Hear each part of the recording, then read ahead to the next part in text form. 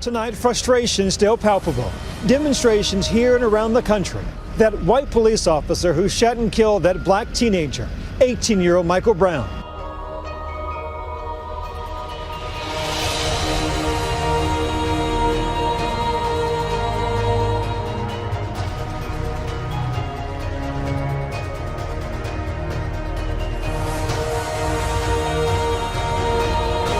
I opened the door, I said, "Hey, come here for a minute." And that's when he turned and said, "What are you gonna do about it?" and slammed my door shut on me. The second time he says, "I'll shoot," it wasn't even a second later before the gun just went off. He threw the first punch? Yes. He threw the first one and hit me in the left side of my face. Because, you know, some of the witnesses have said that they saw you trying to pull him into the car. That would be against every training ever taught to any law enforcement officer. Didn't happen. No, it did not. Yeah, it hurt him a lot. I see it in his eyes, it hurt him a lot. It was definitely like being shot like an animal. It was almost like putting someone to execution. Good evening. For the second time in as many weeks, a grand jury has found the evidence is just not there to charge a white police officer in connection with the death of a black civilian. Girl came over, gave us A Black Lives Matter protest has shut down the morning commute in Milton, Massachusetts at the Black Lives Matter movement. Black Lives Matter. Black Lives Matter. The event called Black Lives Matter.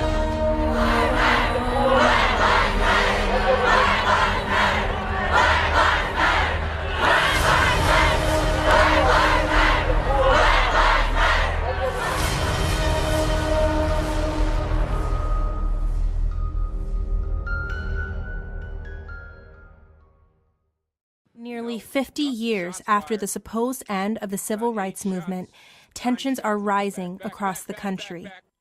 Protests supporting the Black Lives Matter movement have been held all across America. The Black Lives Matter movement, what we tried to do here in Brockport, because after going throughout the months and witnessing the racial injustices that happen across the country, we decided that we need to bring light and bring awareness to the college campus at Brockport.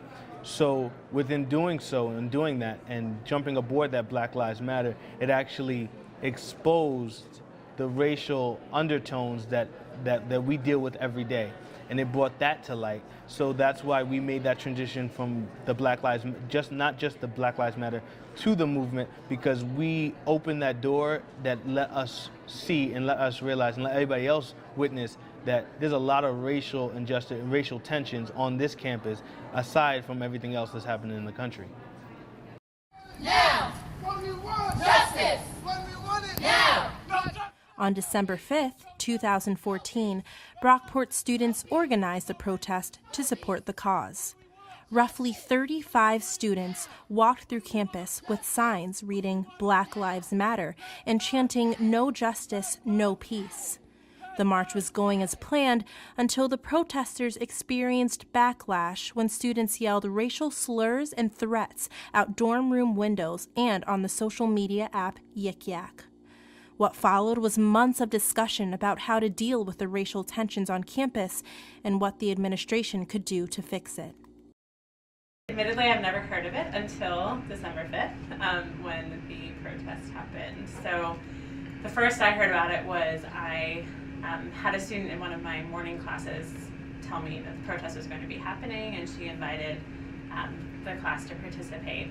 And so I went to meet up with the group that was doing the protest, and I sort of met up with them in between two of my classes. So they'd already done the first protest, but they hadn't done the second.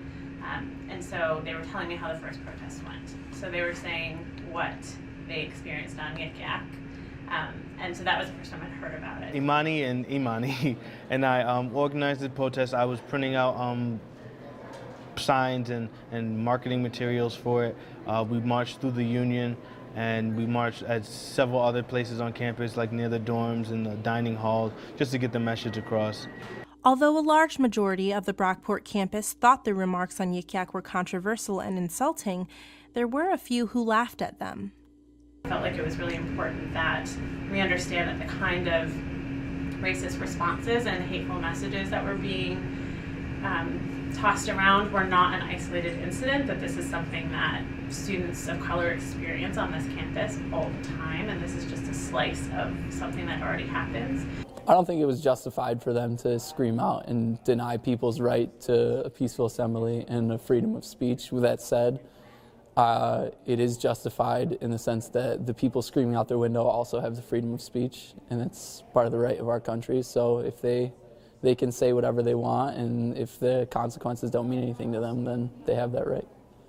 Honestly, I mean, while they're pretty shocking, I'm really not surprised. I mean, YikYak's been one of those networks where people like to hide behind a keyboard, no names go up, so they feel like they can actually say how they feel, but it's just, it's pretty shocking that people still feel like this. I mean, like, it's 2015, that people can still say stuff like, can those things outside stop? Like, that's messed up. It's pretty messed up. I mean, considering it's 2015 and people still, I don't know, it's just disgusting. It just wore me down. So this semester, after the tunnel of oppression, I just couldn't handle it anymore. Like, I was at work almost bursting into tears. I just couldn't, at that point, I was just like, I can't read these anymore. The protesters are selling a mixtape now. I heard they're fire. That's kind of funny. It's not that. Beware racist blacks are storming Brockport. That one doesn't seem like they were racist. Call the zoo, monkeys have been let out. Okay. Nothing like obnoxious protest to disturb a nice nap. Waking up from a nap does suck though, so it's true. I'm not hiding behind YikYak. I just know you ignorant protesters will use violence to try to shut me up. There is a such thing as called peaceful protest. I just want to point that out. Martin Luther King, Gandhi, they were all peaceful protesters. That's exactly what was going on. Blacks hate reality checks. You think rebelling against whites will get you anywhere? You are a bug, and we could crush you at any moment. It's really harsh. I just think it's horrible. Like, how can you literally say I'm gonna have a KKK protest? And if that's coming from people at Brockport, how ignorant can you be when you're going to college and being educated? Because I feel like I've been the most educated coming to college about diversity. And if we're such a diverse campus, then how the hell are people gonna sit there and say that? And I just think it's disgusting. Let's all step up against racism. Let's all sign this resolution.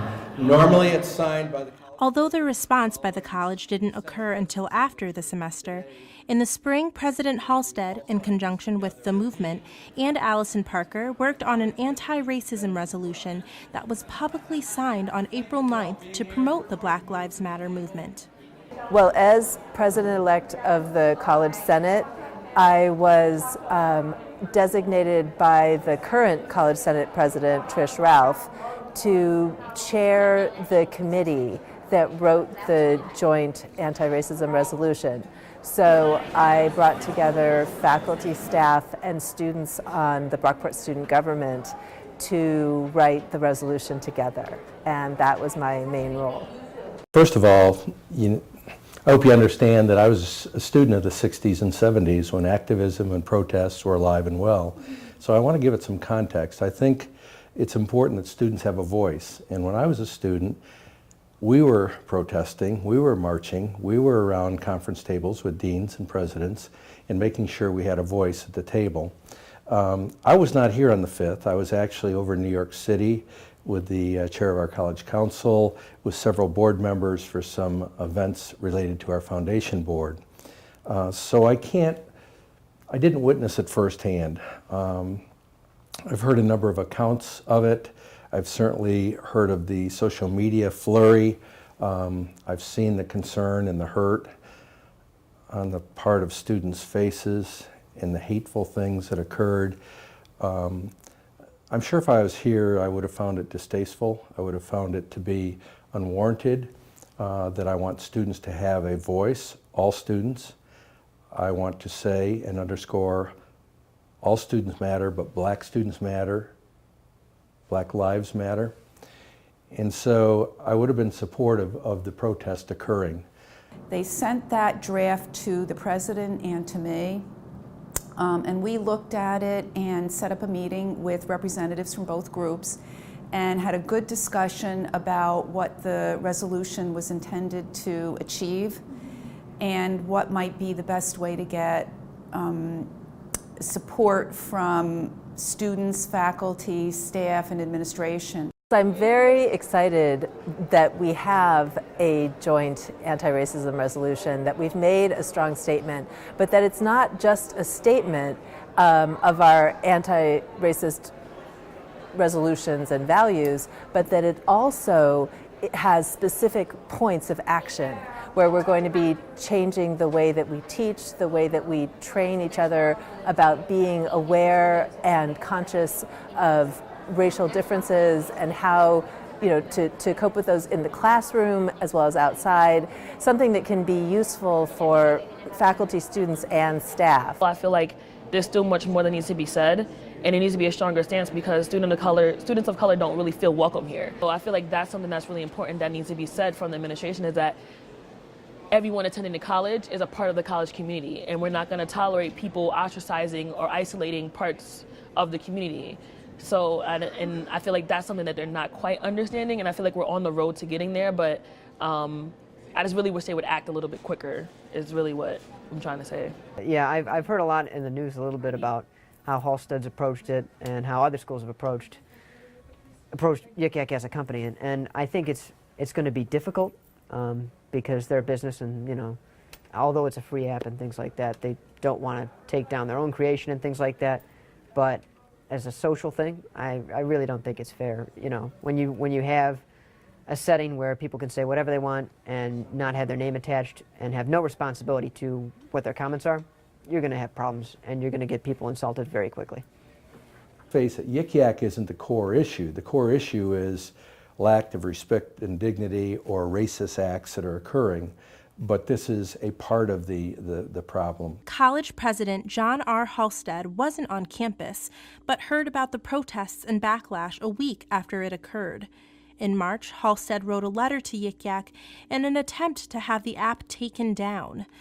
YikYak did not reply. It wasn't enough. It wasn't asking for something directly. Asking a commercial app to shut down is unrealistic. Asking for IP addresses, that's more realistic. I think YikYak could benefit from changing some things that make it more respectful and heighten the dialogue rather than diminish the dialogue. If I could sit down with the people who made those horrible comments on YikYak and said, one, I would ask why. I would ask what made them think that was okay, because in order for me to get a proper perspective on your feelings or your thoughts, I need to know where they're coming from, because I'm not one to just go around calling people a racist, because I understand that certain people come from different backgrounds, different areas where they might not have been exposed to the different cultures that we have in campus, in this world. So I would like to start by getting a sense of where these thoughts are coming from, and then I would like to educate them on why these thoughts are wrong and why and the effects that these thoughts have on other people, because ultimately it's a form of extreme bullying. At South Hadley High School, Phoebe Prince stood out. The 15-year-old freshman had recently moved to Western Massachusetts from Ireland and had a tough time adjusting. Using the internet or cell phones to threaten, spread rumors, or post doctored photographs. According to recent studies, this kind of bullying is on the rise. I don't think people realize that YikYak has a 1.5-mile radius, so that means your peers. So you could be in a class and someone is yakking maybe about you. And I think that's uneasy for people. I know it's uneasy for me because it's these are our campus peers, and if our community feels this way, then there's a problem. And we need to address the problem, and we need to take proactive steps to try to figure out how we can dissolve it. We wouldn't have the type of racial sexism, all those type of discriminations. It wouldn't be a problem. Brockport is heading in the right direction with the signing of the anti-racism resolution, but this is just the beginning of a long process to make the campus more receptive to Black students. Though the college has multiple diversity events on campus, the representation of African American students in the student body is only 7.9%. There are definitely some areas Brockport can improve in, but the process won't happen overnight. Whether a supporter of YikYak or not, the anonymous posting application brought awareness to racism on the Brockport campus. As for the Black Lives Matter movement and the fight against oppression, the climb to the mountaintop continues.